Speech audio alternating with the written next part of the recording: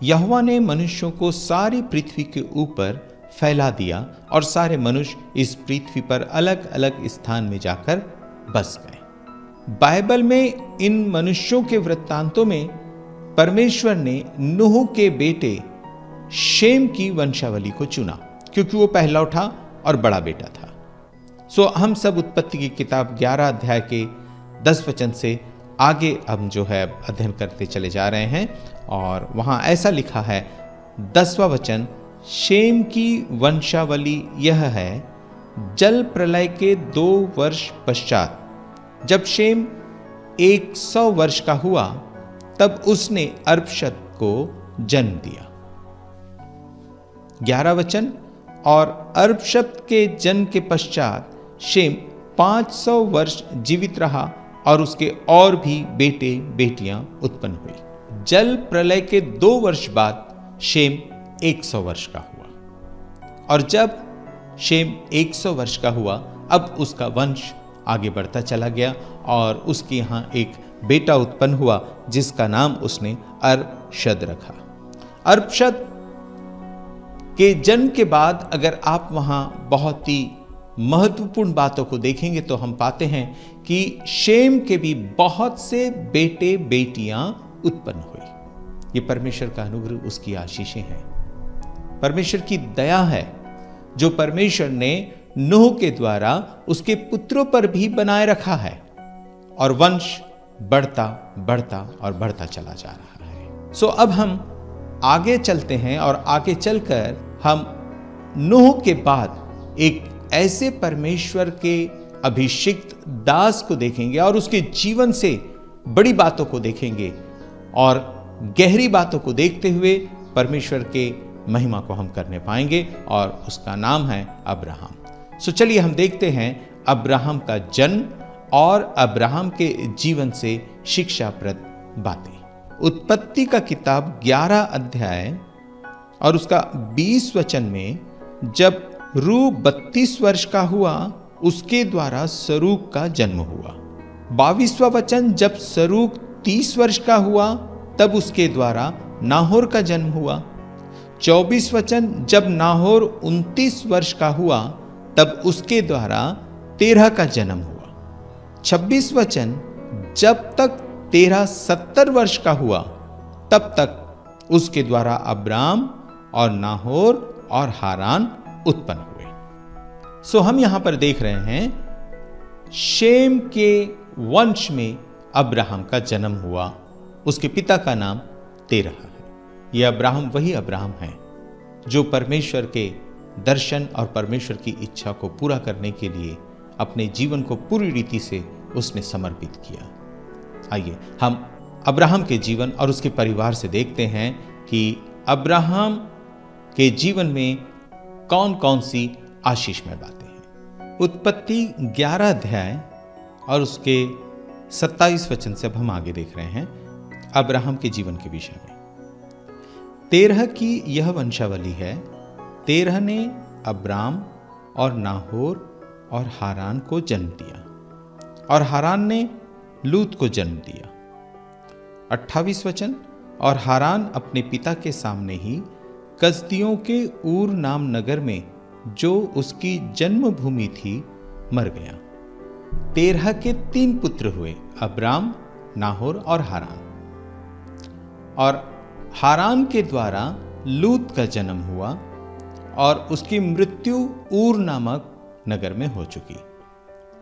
इससे हमें यह जानकारी मिलती है कि तेरह, अब्राहम, नाहोर और हारान ये ऊर देश के रहने वाले हैं। 29 वचन, अब्राम और नाहोर ने स्त्रियां ब्याह ली। अब्राम की पत्नी का नाम तो सारै और नाहोर की पत्नी का नाम मिल्का था। यह उस हारान की बेटी थी जो मिल्का और यिस्का दोनों का पिता था। अब्राम और नाहोर ने भी ब्याह किया, परंतु हम यहां देख रहे हैं कि अब्राहम की जो पत्नी है सारै, वो बांझ है। परमेश्वर अब्राहम को अपनी योजना पूरा करने के लिए इस्तेमाल करने वाला है, पर उसकी पत्नी सारै बांझ है। 31 वचन, और तेरह अपना पुत्र अब्राम और अपना पोता लूत जो हारान का पुत्र था, और अपनी बहू सारै जो उसके पुत्र अब्राहम की पत्नी थी, उन सब को लेकर कसदियों के ऊर नगर से निकल कनान देश जाने को चला, पर हारान नाम देश में पहुंचकर वहीं रहने लगा।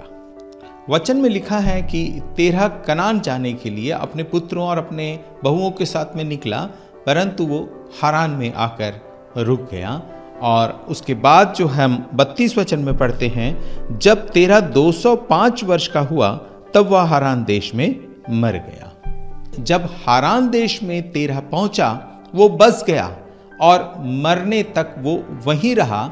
उसने अपने यात्रा को कनान की तरफ आगे नहीं बढ़ाया, पर वो निकला था कनान जाने के लिए। एक बड़ा गंभीर विषय है, एक बहुत ही सुंदर, बहुत ही अच्छा अध्ययन है, जो आने वाले समय में आप इन गहन अध्ययनों को भी जो है आप करते चले जाएंगे। अब हम उत्पत्ति की किताब 12 अध्याय के पहले वचन से आगे अध्ययन करेंगे, जो हमारे अध्ययन का बहुत ही अधिक महत्वपूर्ण अध्ययन है, जिसमें हम अब्राहम के जीवन के विषय में देखेंगे। उत्पत्ति 12:1। यहोवा ने अब्राहम से कहा, अपने देश और अपनी जन्मभूमि और अपने पिता के घर को छोड़कर उस देश में चला जा जो मैं तुझे दिखाऊंगा।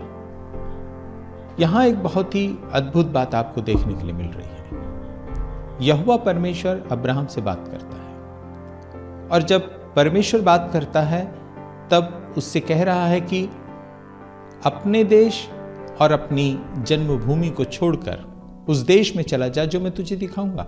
अपना देश, अपनी जन्मभूमि। अभी अब्राहम के विषय में हमने 11 अध्याय में पढ़ा, वो हारान देश से निकला। उसका पिता तेरह और उसका भाई नाहोर कनान जाने के लिए राजी नहीं थे, वो हारान में ही रह गए। पर अब्राहम आगे बढ़ता है, क्योंकि परमेश्वर ने कनान जाने के लिए जो दर्शन दिया था, वो दर्शन अब्राहम का था। इसके विषय में हमें उत्पत्ति की किताब 15 अध्याय का 7वें वचन को जब हम पढ़ते हैं तो वहां पर लिखा मिलता है, और उसने अब्राहम से कहा, मैं वही यहोवा हूं जो तुझे कसदियों के ऊर नगर से बाहर ले आया, कि तुझको इस देश का अधिकार दूं।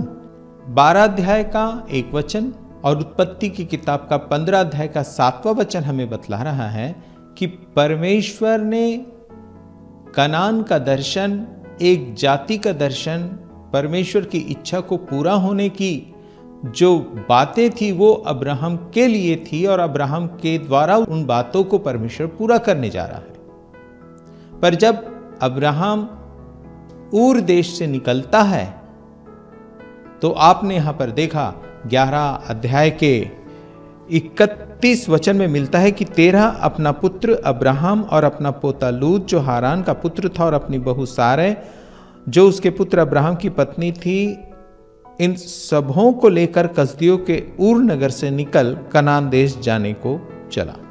वचन में आपने देखा कि 13 कनान जाने के लिए निकला। परमेश्वर का दर्शन अब्राहम को है, बुलाहट अब्राहम को है। अब्राहम ने अपने इस दर्शन की बात जरूर ऊर नगर में अपने परिवार को भी बताया, और उसका परिवार भी उसके साथ जाने के लिए तैयार हुआ। और जब पूरा परिवार कनान जाने के लिए निकला, उस समय उसने 13 को इस यात्रा में लीडर बनाए रखा, क्योंकि वो उसका पिता है। परमेश्वर ने बात अब्राहम से किया, पर जब कार्य करने जा रहे हैं, अब्राहम लीडरशिप अपने पिता को देता है, क्योंकि वो जानता है मेरे परिवार में मेरा पिता ही पहले स्थान पर है, हमें अपने माता पिता को उनका स्थान देना चाहिए।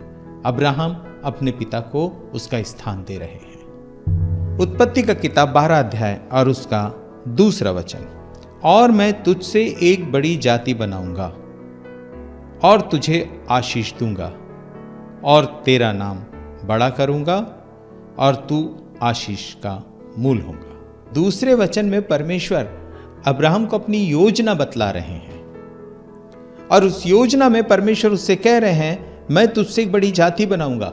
परमेश्वर अब्राहम से एक बड़ी जाति बनाने वाला है। एक बड़ा दर्शन परमेश्वर पिता अब्राहम को दे रहे हैं और साथ ही साथ परमेश्वर पिता ये कह रहे हैं कि जब वो उसकी आज्ञा का पालन करता है वो उसे आशीष देगा, उसके नाम को बड़ा करेगा और अब्राहम आशीषों का मूल होगा। जो आशीष, जो योजना परमेश्वर पिता इस पृथ्वी पर हम सबों के लिए लेकर आने वाले थे, वो बातें, वो आशीष का स्रोत परमेश्वर अब्राहम को बना रहे हैं। और 12 अध्याय का 3 वचन जो परमेश्वर उसके सुरक्षा का प्रबंध कर रहा है और यहां मिलता है, और जो तुझे आशीर्वाद दे उन्हें मैं आशीष दूंगा और जो तुझे कोसे उसे मैं शाप दूंगा। और उसके बाद परमेश्वर पिता अब्राहम से कह रहे हैं और भूमंडल के सारे कुल तेरे द्वारा आशीष पाएंगे। भूमंडल के सारे कुल तेरे द्वारा आशीष को पाएंगे।